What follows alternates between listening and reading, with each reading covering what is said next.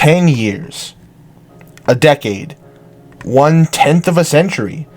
That's how long we've all waited for the day of July 21st, 2023. The release date of Pikmin 4. Over the last month, I took time to play through almost everything this series has to offer. And now, at long last, we've made it. The release of Pikmin 4.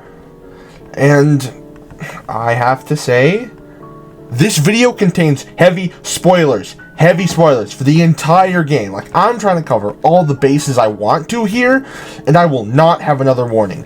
Go play this game right now. Go walk up to Mr. Shigeru Miyamoto himself, slam money on the table, and say, "I'll take 6. Then play it, then beat it, then come back. I cannot stress enough how much you should go and play this game. And if you're some kind of loser and just want to watch the video, I'm looking at you, Kinway Motions, then I guess you can, but you will be missing out on one of the greatest gaming experiences of all time." That's right, it's out. Pikmin 4. And today is the day we make it through the Snaggered Fields. And retrieve the SpongeBob Game Boy Advance SP. Or at least that's what I heard. Alright then, you ready, Chris? Yeah, let's go. Let's go.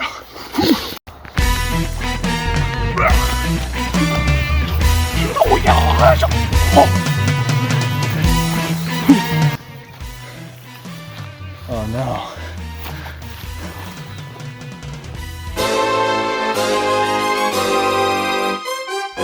Humiliating.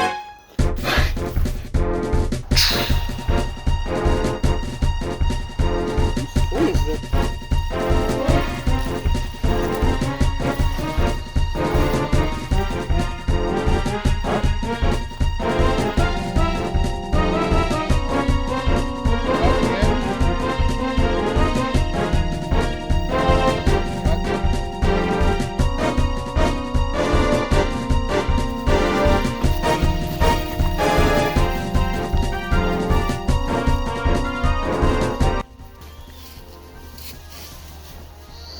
Be around here somewhere. Where is it here? I have no idea. Who are you guys? Ah!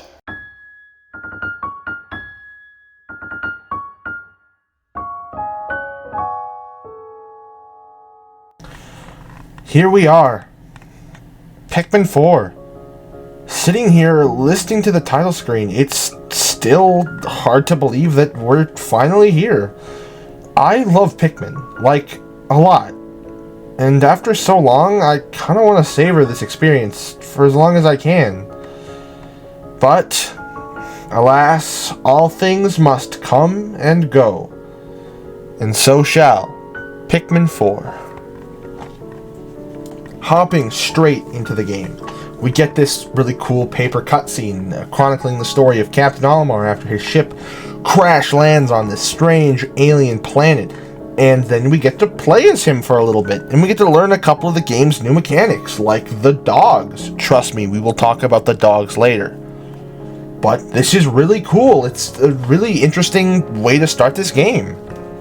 And after retrieving the interstellar radio, I love that, Olimar sends out a distress signal to the rescue corps. We then get to see the little cutscene of the rescue corps coming to save him. And of course they crash. But then they send in their newest recruit. Hey, look, it's me!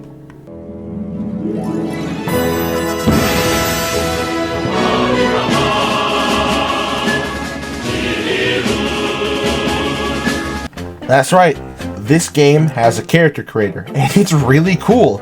There are a pretty limited amount of options, all things considered, but it is still really neat to be able to put me in the little tiny space alien game. After we create our character, we then land on PNF 404, and we find Ochi. After walking around a little bit, we find some of our crewmates, and of course our captain.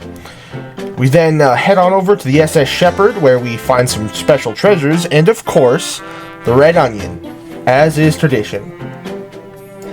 We find it, then we go to sleep, wake up the next morning, and we're off on another interstellar Pikmin adventure. This time, we're out to collect treasures, rescue Captain Olimar, and save our crew. Oh, and also any other castaways that just so happen to be on this planet at the same time we are. Most of the castaways and treasures are actually found in the returning caves. Yeah, that's right, the caves are back. And in my Pikmin 2 video, I said that I thought the caves were pretty and honestly not much has changed here. The caves in this game are way easier than the caves in Pikmin 2. They're also like a lot shorter. And each one doesn't end with a boss fight anymore. Only some of them do. And that kinda sucks. Despite how annoying some of the boss fights could be in that game, I honestly think it might have been my favorite part. Just seeing all these really interesting creature designs, like the man-at legs, the pileated snagrit, that kind of stuff, was really great. Getting to the end of each cave, wondering, I wonder what's down there. What am I gonna find? It was one of my favorite parts, and it's kind of sucks that it's not here all the time. But at the end of the day, it's not that big a deal. Instead of getting really cool fights at the end of each cave, now we get more puzzles. Not too many more, but there's a lot of new puzzles involving you and Ochi being split up and having to navigate using the dog. I think these more puzzly floors and caves really break up what was kind of monotonous in Pikmin 2, where you just go down, fight more guys, find treasures, go down, fight more guys, find treasures. Now you have more variety of challenges in these caves, and I think that part is really good. And I think these puzzle elements are especially important because the caves were pretty challenges, to be honest. Compared to making me want to rip my own hair out, like in Pikmin 2, these ones were pretty peaceful, all things considered. Don't know whether or not that's a good thing or a bad thing. You decide. I just know I don't want to die right now, so that's good. But the new cave style is not the only new thing we have in this game. Of course, we have new areas, new gimmicks, that kind of stuff. But the first thing that I want to talk about is, of course, the two new Pikmin types. Ice and Glow. It was at this point in editing the video that my computer broke. So if you see a noticeable downturn in the editing, just know it's because my sanity disappeared because I've been working on this project way longer than I wanted to. You see this ice Pikmin right here? His name is Caesar. I just wanted to let you know. He's very important to me. Ice Pikmin are only found in caves for like the first half of the game, and not being super rare, I had over 100 before I even found the Ice Onion. But this type has the ability to freeze enemies in place for a short period of time after being eaten or by hitting them enough, and it's awesome. The enemies they killed while frozen won't leave corpses behind, but they do drop nectar, which I think is a fine replacement. Ice Pikmin are really, really useful in combat. But something big this game introduced is that enemies on the surface no longer respawn after leaving an area for a couple days, like in every other game in the series. Once you've killed everything on the surface, they're dead for good, and that means that freezing enemies and them shattering means that they are gone for good, and you can't use them to make more Pikmin. And I think that's really interesting. It makes overusing the Ice Pikmin's freeze have some sort of consequences. If you overuse Ice Pikmin and freeze all the enemies in an area, and they all shatter, if some unforeseen tragedy happens, you may not be able to regrow your army quickly, and might have to spend days just harvesting and reharvesting the same 20 pellet posies scattered around each area. And I think it's a really smart design choice, making Ice Pikmin really overpowered, but something you might not want to abuse, because you might not have enough guys later on to do certain things. And that's really smart. I really like that. Ice Pikmin also have the ability to freeze water and mud, making it so that your other Pikmin can cross over these liquid-based obstacles. But having them frozen means that you cannot use those Pikmin because they're in the water, freezing it. So, you now have a deficit of Pikmin to deal with whatever obstacles that you need to deal with on the other side of the water, which I think is also really great. It adds a lot of intensity to this, to these situations where now you used to have 100 Pikmin to solve the thing, now maybe you only have 50, which is a lot less, making challenges a bit harder, and I think that's also really good design. But yeah, Ice Pikmin, cool, I like them, great addition to the series. But moving on from that, however, we have the other newcomer, the Glow Pikmin. So Glow Pikmin are basically exclusive to the new Night Expeditions mode, which I'll touch on here because they go hand in hand with the Glow Pikmin. On the Night Expedition, you and Ochi are tasked with defending these luminoles from oncoming enemies in order to procure something called Glow Sap, to cure these dudes called leaflings, which are these little plant guys that get plantified by going in an onion. I don't know, that's just what happens. Anyways, in order to defend the luminoles from a lot of oncoming enemies, you'll need the help of the Glow Pikmin. These guys are basically invulnerable to everything but being eaten, and they have this ability called Glow Mob, which has them group up and shoot out a big blast that stuns nearby enemies, and then they break apart again and attack the stun guys. It's like really awesome and fun to use. Unfortunately, you can't take Glow Pikmin with you outside of Night Expeditions, so you need to make your own every night by collecting star bits. I don't remember what they're called, but they look like star bits, so I'm calling them star bits. But yeah, I really like night modes. They're really, really fun, and they're a really nice change of pace after you've played a good chunk of the game to just go off and do some new Night Expeditions. It's really cool, and I enjoyed doing these a lot, as well as utilizing the Glow Pikmin and all of their abilities.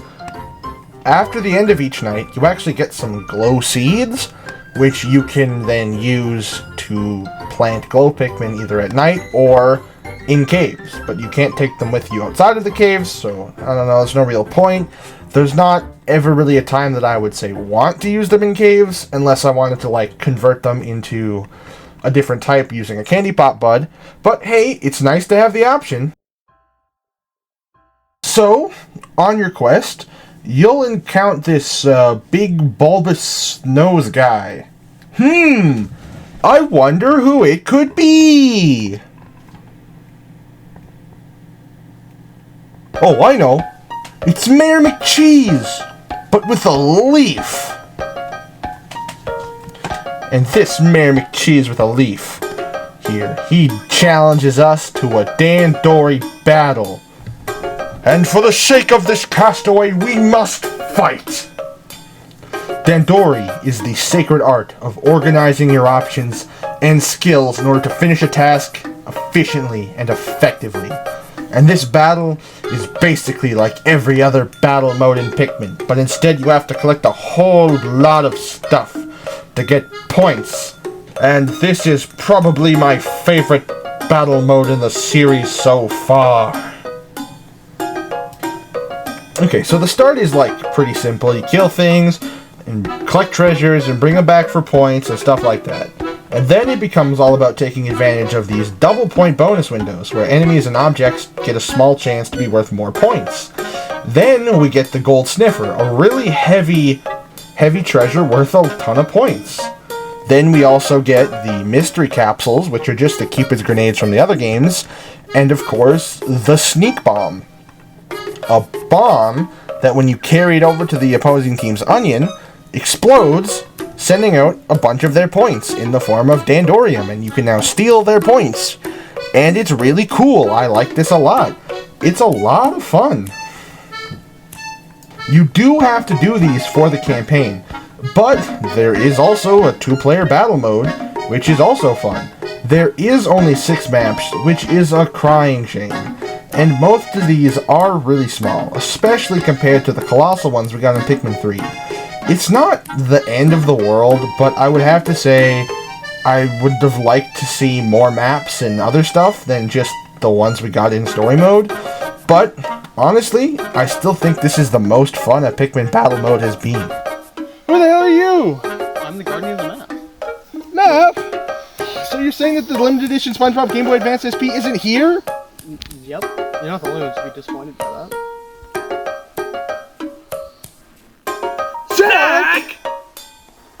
How long have you been here? Oh, dude, I've been here like 4 months. Oh, thank the limited edition SpongeBob Game Boy Advance SP that you're alright.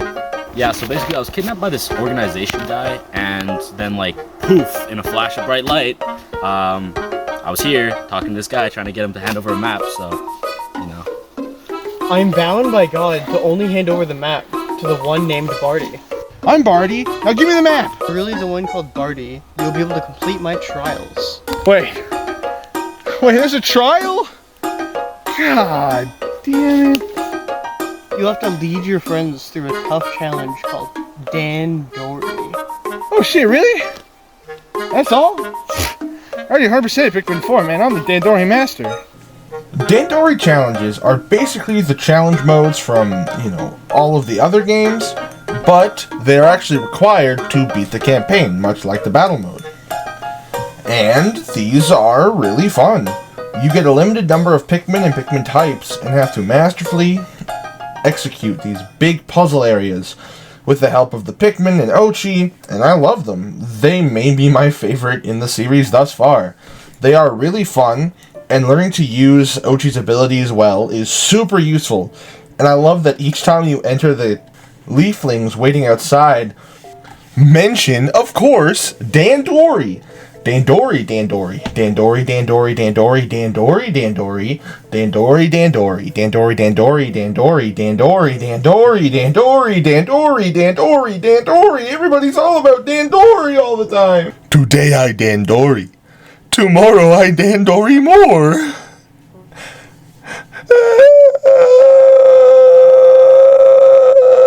Your challenges bring those logs over there to over there in 5 seconds. That's easy.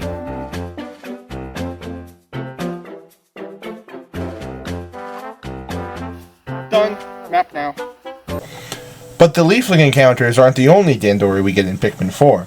We also have the Trial of the Sage Leaf, a 10-4 gauntlet of tough time-based challenges that once completed get you the purple and white onions. That's right, you heard me.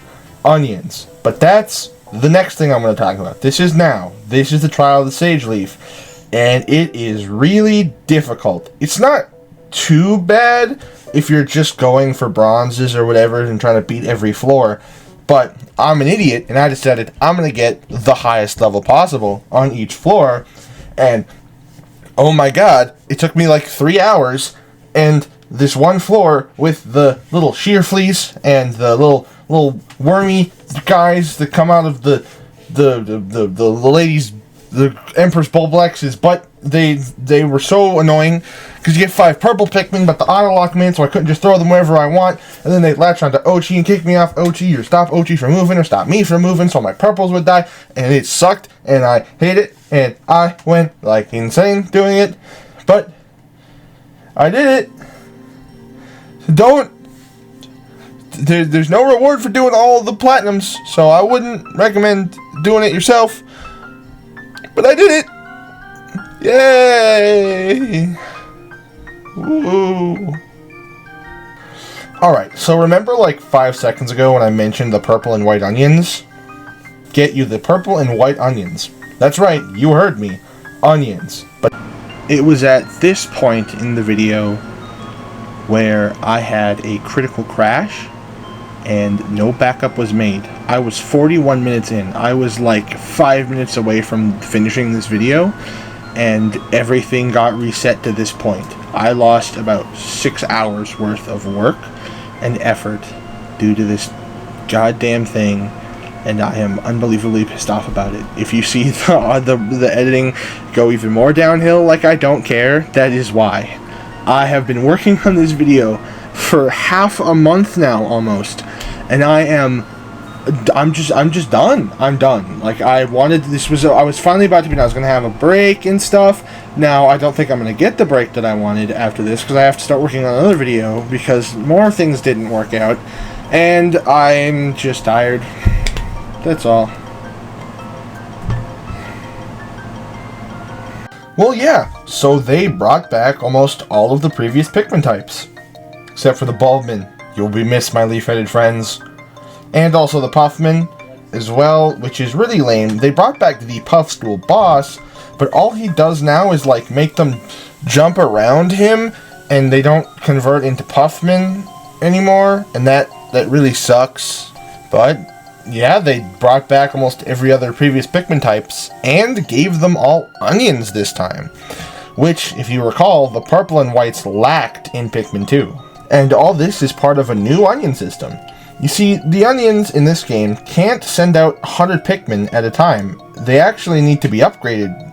You start off with the ability to take out 20, and then slowly upgrade your way back up to 100 by collecting these things called Farlicks. There are a couple Farlicks in each area, and there's actually more than enough to get 100 Pikmin. There are 12 in the game, and you only need 8 to fully upgrade the onion. What do the other 4 do, you may ask? Well, we'll save that for a later part of the video near the end, because it's part of a big thing that I kind of want to talk about to wrap up the video. But yes, that means much like in Pikmin 3, we also have the fused onion, which is back, and I think it's great.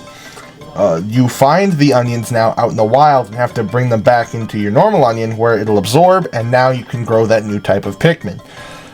You can find these other types in caves just kind of chilling and stuff first.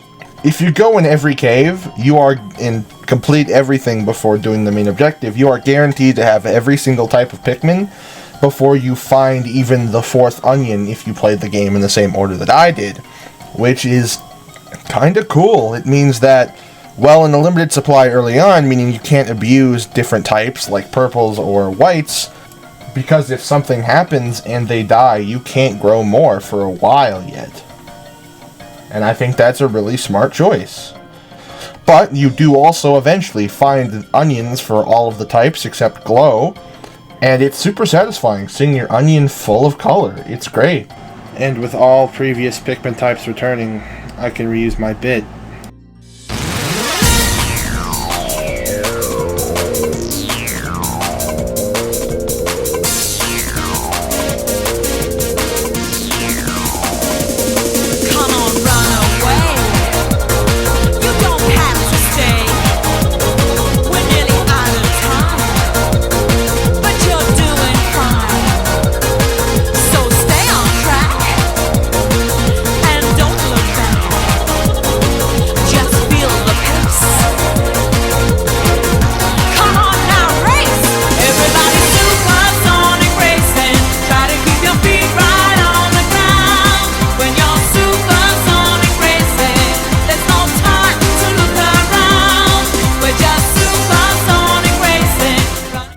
Okay, so this project is cursed. 10 hours worth of my footage got corrupted, so I have basically 0 footage of 3 whole areas in the normal mode. I only have the first one and the last 2.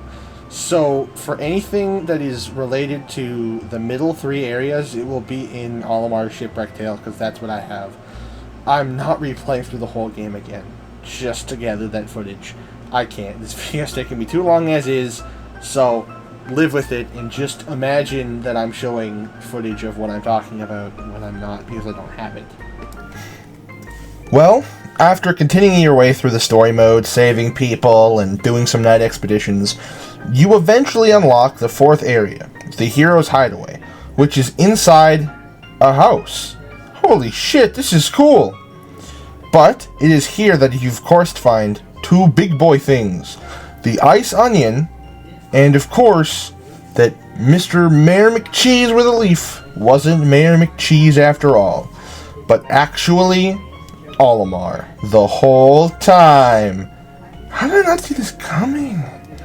But we beat him at Dandori, and his dog Moss runs off, and then we take him back, turn him back to normal, and then we leave the planet as the credits roll. But something's wrong with Ochi. His tail's become a leaf. Oh no, he can't leave. Now, we must head back and save our boy. And wait, watching the credits. Who's that? It's Moss. Oh no.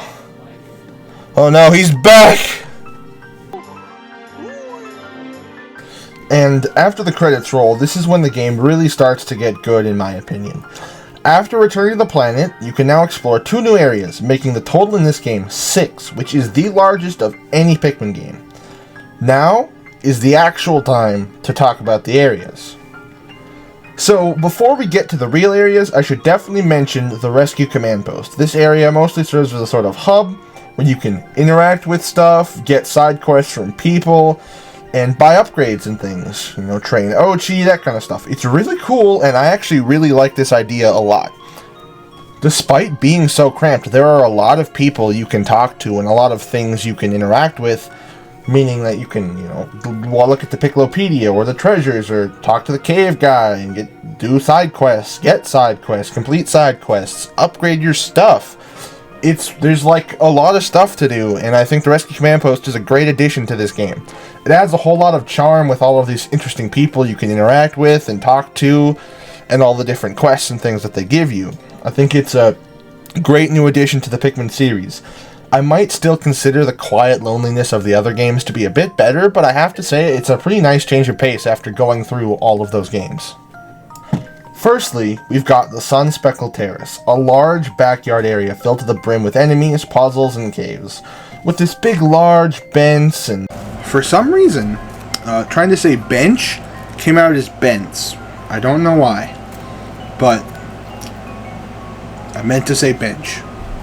Blue fence overlooking everything. I think it genuinely looks stunning. Next is the Blossoming Arcadia. I kinda melded this one together in my head with the Sun-Speckled Terrace. It's probably the most forgettable in the game, but it's got these neat water sections and this bridge and stuff. Oh, and of course the big slide that I'm sad we didn't get to slide down. But this is probably the worst area in the game. It's not bad, it's just kinda forgettable. After that, we have the Serene Shores. This area is really cool. It's basically just a big sandbox filled with water. And as the day goes by, the water eventually goes down, allowing you to travel this area with non-blue or winged Pikmin.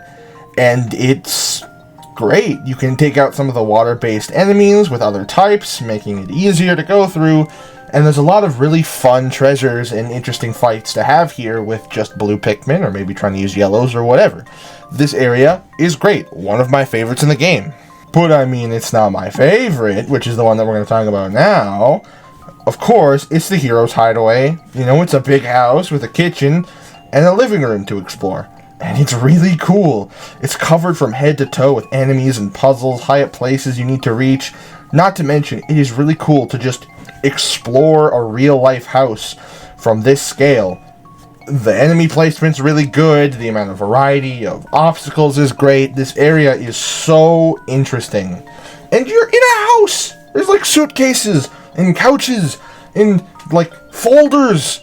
It's cool, I don't know, it's cool! After that, we got the Giant's Hearth.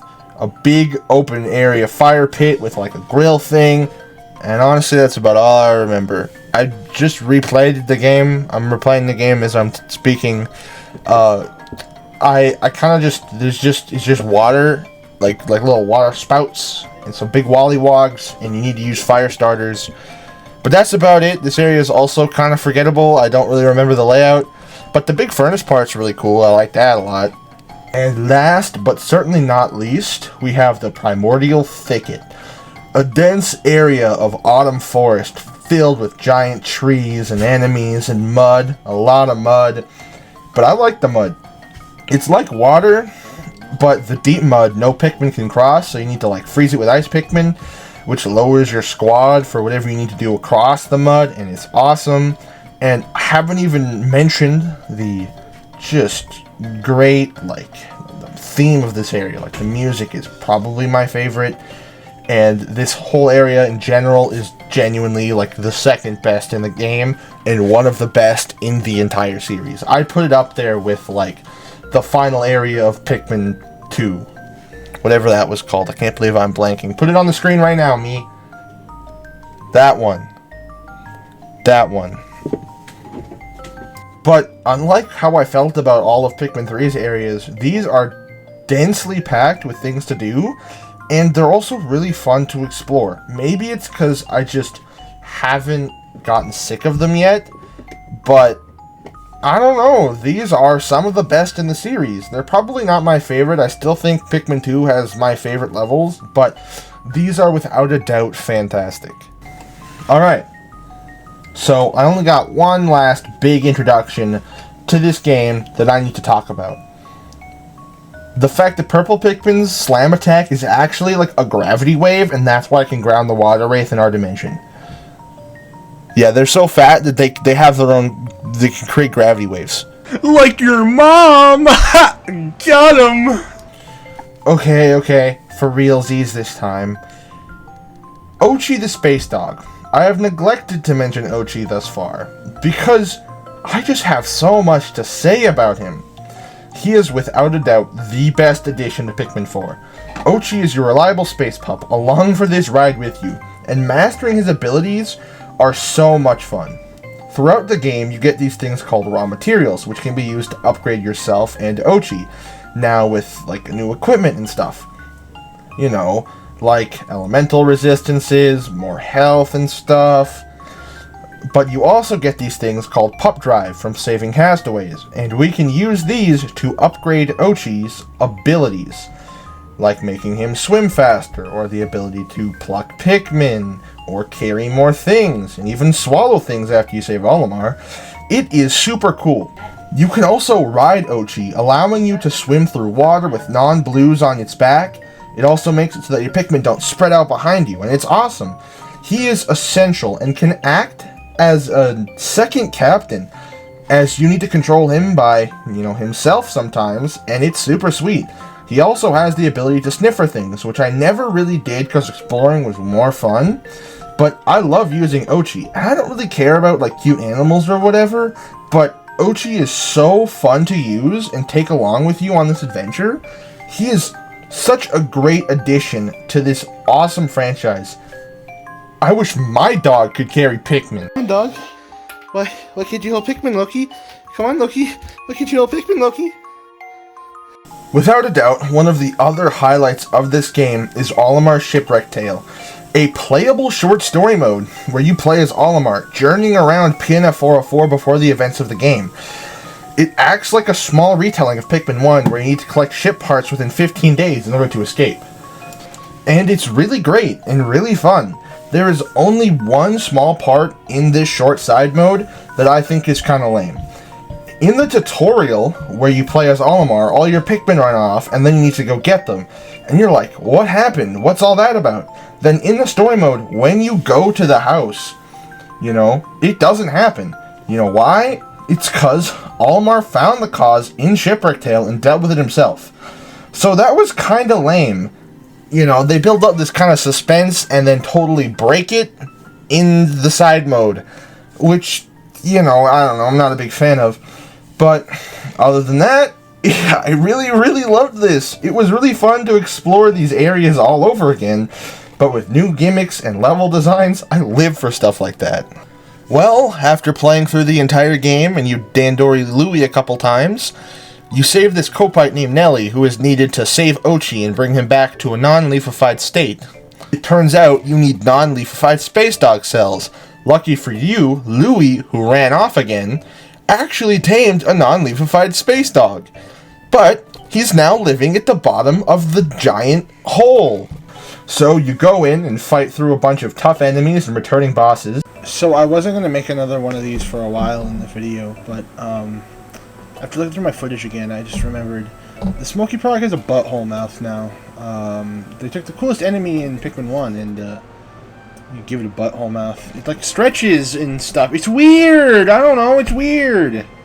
The hardest of which probably being the returning third fight of the frickin' Empress Bulblax. It's just as hard as in Pikmin 2, I don't like it.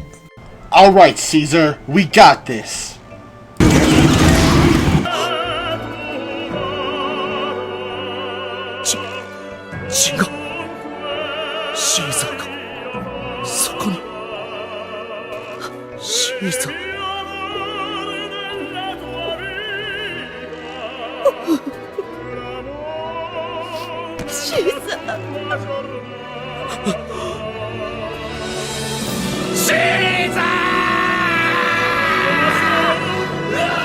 But at the final floor of this cave, you find Louis riding atop the ancient Sire Hound. This fight is genuinely pretty tough. If you don't have yellows, but also just in general, it's probably the hardest fight in the game. Unless you bring a bunch of glow Pikmin, which are resistant to almost everything, so you'll just be fine if you do that, but I didn't. This fight is 5 phases long, and it is probably the hardest boss fight in the series. I think it might have my least favorite design of all the final bosses, but it is without a doubt the most difficult. But hey, maybe it's just because I've fought all the other ones like 60 times, so I just kind of know all their attack patterns. But yeah, the final fight is pretty cool. The music is pretty bumpin'. But yeah, I'm not a big fan of the design. But soon after, you take down the ancient Sire Hound, retrieve Louis and its collar, and then you bring them both back to the campsite. You make a cure for Ochi with the fur on the big collar, and Olimar says goodbye to Moss, and you take off into space once again, ending Pikmin 4. Unless you're me, because I wanted to go for 100% completion. As it turns out, Louis has another side quest for you, requiring you to go just to all of the other areas and kill things in different caves in order to harvest their bones so he can eat them. I did it after I beat the game. It extended my playtime by like, I don't know, like 6 days, but I did it! I 100%ed this game! And it was a blast. This is genuinely one of the greatest games I've ever played. But with that being said, it is not flawless. I do have some problems with some aspects of the game. It's nothing too bad, but they are there. And I think it would be unfair to only praise the game and not discuss some of its flaws. So the next section is going to come off probably kind of negative, but regardless of what I say, don't come away from that thinking I hated this game. I genuinely loved it. Okay, firstly, let's talk about the onions. So I really like the onion system in concept, but there are 3 massive flaws in my opinion in this system. Firstly, you cannot take more than 3 types of Pikmin out of the onion at a time. Only 3. I get why that they don't want to overwhelm the player or have them run into an obstacle that they don't have enough of a specific Pikmin type to, solve. But almost all of the level design is built around only having like 3 types at a time, which is kind of lame, by the way. In other previous games, you needed to have each type of Pikmin to solve all of the problems in each area efficiently and effectively, You needed blue Pikmin and yellow Pikmin in the Forest of Hope. You needed blue Pikmin in the Valley of Repose, yellow Pikmin in Garden of Hope and stuff like that, In this one, you can 100% each area your first time there because the game gives you all the types you need in order to 100% these areas right away, which I think is a flaw with the level design because now these levels are inherently less challenging because they have a limited amount of options for level hazards in each area. It might either be a byproduct of them only being able to use 3 Pikmin at a time, I'm not sure, but I think it is really lame. All of the other games in this series gave us the ability to use 5 at a time, other than Pikmin 1. And the levels were built around that system, so when you say, we're bringing back all the Pikmin, I expect each level to require me to use all of the Pikmin and different combinations of them in order to solve puzzles, like in all of the previous games. But no, you don't really get that here, and I think that is a huge loss for the Pikmin series. And in the last cave, I was able to use 7 Pikmin types without the game exploding, and it was really cool. I tried to get all 9. I got to the final floor and was like, there's 2 candy pop buds there. I should leave, go grab the other 2 types that don't have buds in this area and, come back and, do that. But the game intentionally changed the colors, meaning they knew that people were going to try to get all 9 types, and they didn't want you bringing them into the final encounter. And that really blows. Here's my actual reaction to when that happened, when I went through the whole cave again, just to try that. Oh, that's sad.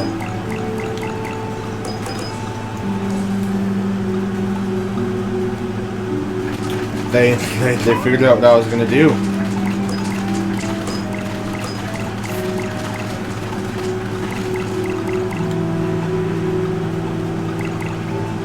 Alright. I guess it's time we end this then. Let's go, Ochi.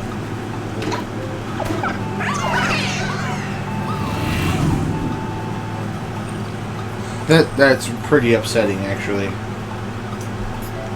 Wow. Like, I'm legitimately sad right now about that. I would be lying if I said I wasn't really looking forward to using at least 8 types at a time in this game. You know, bringing out a whole squad of everything and just messing around and seeing all the colors together was one of the things I was most excited for when this game was revealed, to have all types returning. And it is such a shame that we didn't get that, and it genuinely makes me really sad, because that was some of my favorite parts about other games. I mean, there's that one level in Pikmin 3's challenge mode where you get to use all 7 types, and that was like the best one. It's like Christmassy and stuff. That was the best level, okay? And we didn't even get that here. It's a big bummer.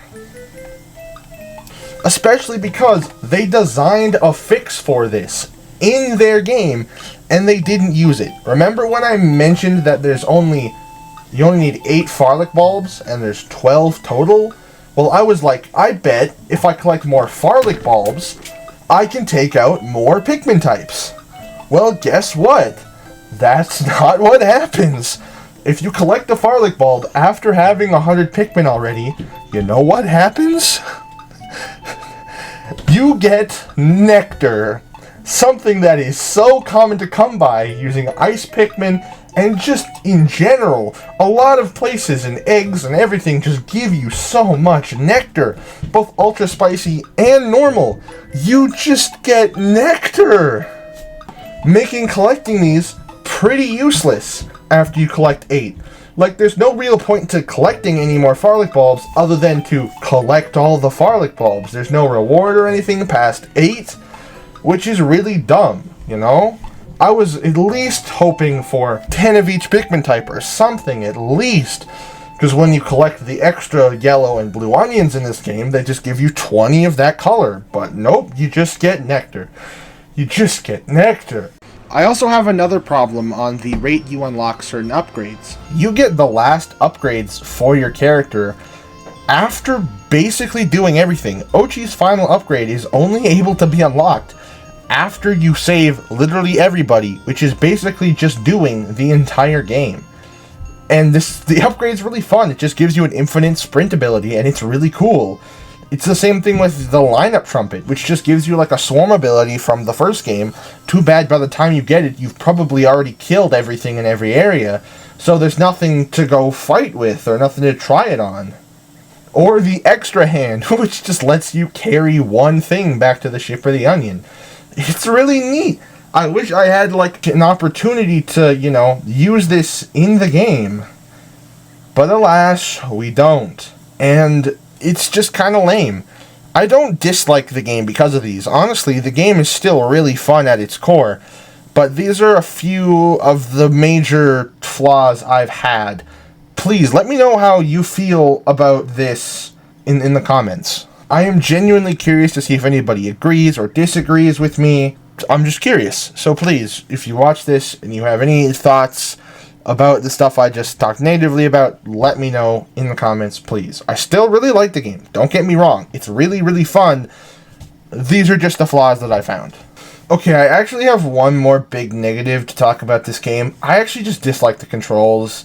The controls in Pikmin 1 and 2 on Switch, with the motion controls being able to only be used when you whistle or aim, is fine. That's how it is in this game. I didn't like it as much as just the normal pointer or gyro, but I got used to it and it worked. But what I don't like about it is I don't like this game's auto-lock. The auto-lock makes it really annoying to actually throw Pikmin where I want to throw them. Like when I'm trying to just, use fire starters, it just decides to stay locked onto the fire starter, so I just end up throwing my guy in the air and he lands back down.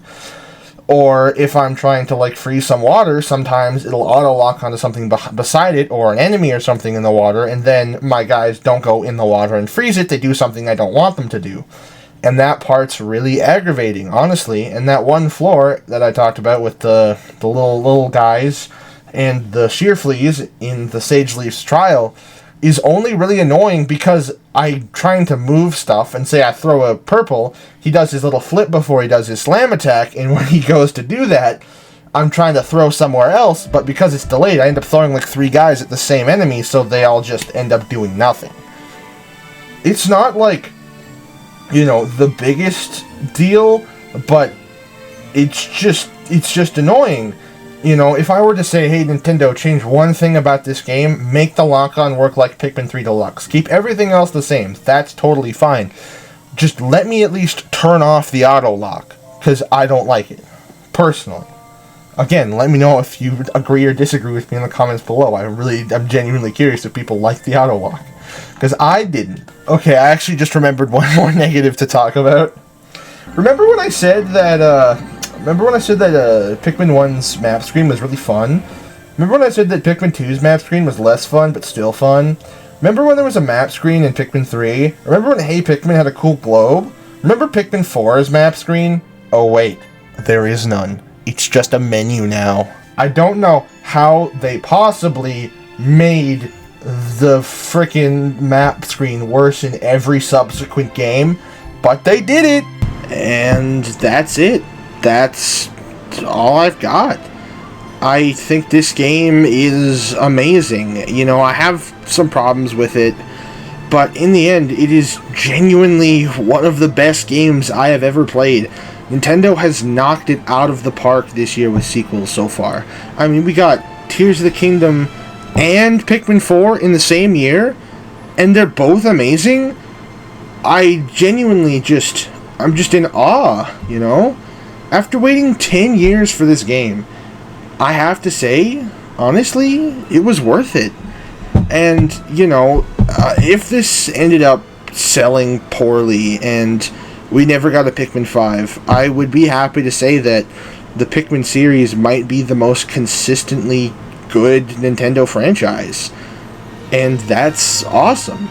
You know, this series means a lot to me, and, you know, going back and looking through all of these games and playing them again, in just telling all of you about it, you know? These things mean so much to me, and I am so happy I got to talk about it publicly like this. I love Pikmin. It's one of the best game franchises any company has ever made, and it's without a doubt one of the most charming and unique series Nintendo has ever output. I think Pikmin 4 is a fantastic game. And I'm not saying it is, but yeah, if this was the last one, I honestly say I'd be fine with that. I'm still hoping we get a Pikmin 5 one day, but I don't know. It's just, I'm just at a loss for words after I think I said everything I wanted to say. In conclusion, go buy this game. Do it. Spend your money on it, please. It's so good. I want a Pikmin 5. I know I just said that I'd be fine if this was the last game, and I would, but, like, I want another one. They're so good. They're so fun. Go buy this game. Give Nintendo your money, please. But thank you all for watching, and please, go play some Pikmin. I have one last test for you. What now? My last trial is a question. What do you intend to do with the Game Boy? I intend to bring peace and prosperity to this world. And I intend to make sure that we get Pikmin 5, no matter how long the wait.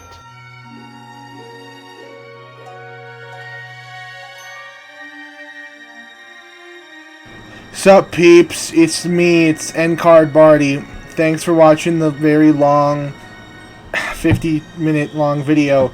I hope you enjoyed it. I would have enjoyed making it, but my progress got reset like 3 times, man. It sucks. Anyways, new video sometime, probably. Bye.